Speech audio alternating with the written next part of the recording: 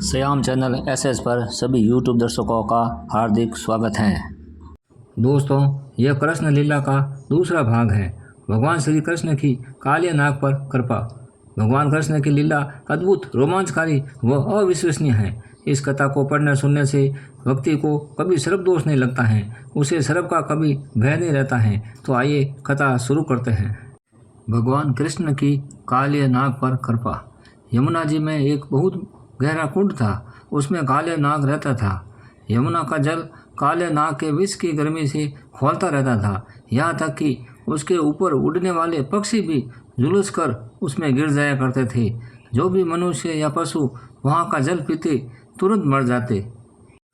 भगवान का अवतार तो दुष्टों के संहार के लिए ही होता है। भगवान श्री कृष्ण ने देखा कि काले नाग के विष का वेग बड़ा ही भयंकर है और उसके कारण यमुना जी दूषित हो गई हैं। मुझे इस सर्प के भय से ब्रजवासियों को और यमुना जी को मुक्ति दिलानी चाहिए। यह सोचकर श्री कृष्ण एक ऊंचे कदम के वृक्ष पर चढ़ गए और वहां से उस विषैले जल में कूद पड़े। जब काले नाग ने देखा कि कोई मेरे निवास स्थान में घुस आया है तो वह चिढ़कर सामने आ गया। उसने देखा कि उसके सामने एक सांवला सलोना बालक है, उसके वक्ष स्थल पर श्रीवत्स का चिन्ह है। वह विषैले जल में बिना भयभीत हुए आनंद से खेल रहा है। इससे काले नाग का क्रोध बढ़ गया। उसने श्री कृष्ण के शरीर को अपने बंधन में जकड़ लिया। जब गोप गोपियों ने देखा कि उनके प्रियतम श्री कृष्ण को काले नाग ने जकड़ लिया है तो उनके प्राण मानो कंठ पर आ गए। उनकी आंखों से आंसू की झड़ी लगी। भगवान कृष्ण के माता पिता भगवान नंद और यशोदा वो भी समुद्र में कूदने वाले थे, लेकिन गांव वालों ने उन्हें पकड़ लिया और माता यशोदा जमीन पर मूर्छित होकर गिर गई। सांप के शरीर में बन जाना भगवान की एक लीला थी। जब श्री कृष्ण ने देखा कि सारे लोग मेरे लिए दुखी हो रहे हैं तो उन्होंने अपना शरीर फुलाना शुरू कर दिया। इससे सांप का शरीर टूटने लगा। वह श्री कृष्ण को छोड़कर क्रोध से फुफकारे मारने लगा। उस समय उसके मुख से आग की लपटें निकल रही थी। भगवान श्री कृष्ण उसके साथ खेलते हुए पैतरा बदलने लगे। सांप भी उन पर चोट करने का दाव देखते हुए पैतरा बदलने लगा।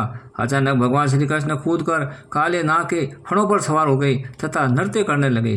काले नाग के 101 फण थे। वह जिस फण को उठाता भगवान अपने पैरों को चोट से उसे ही कुचल डालते। इसे काले नाग की शक्ति क्षीण हो गई और वो अपने नथनों से खून उगलने लगा। उसका एक एक अंग चूर हो गया। अब उसे जगत के आदि शिक्षक भगवान श्री नारायण की स्मृति हुई। अपने पति की यह दशा देखकर उसकी पत्नियां भगवान की स्तुति करने लगी और क्षमा मांगने लगी।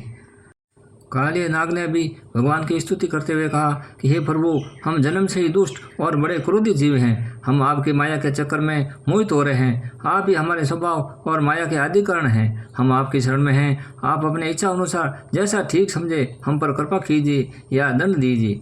भगवान ने उसे क्षमा कर रमणीक द्वीप भेज दिया और यमुना के जल को विषहीन तथा अमृत के समान मधुर बना दिया। श्री कृष्ण को पाकर ब्रजवासियों के मानो प्राणी लौट आए। सभी तरफ खुशियां छाने लगी। दोस्तों, भगवान श्री काले नाग पर कृपा की यह कथा जो कोई भी व्यक्ति पढ़ेगा उसे कभी सर्प दोष नहीं लगेगा और उसे अपने जीवन में कभी सर्प का भय नहीं रहेगा। बोले श्री कृष्ण भगवान की जय। दोस्तों, अगर आपको मेरा वीडियो अच्छा लगे तो लाइक व शेयर जरूर करें और सब्सक्राइब करना बिल्कुल ना भूलें। जय श्री कृष्ण।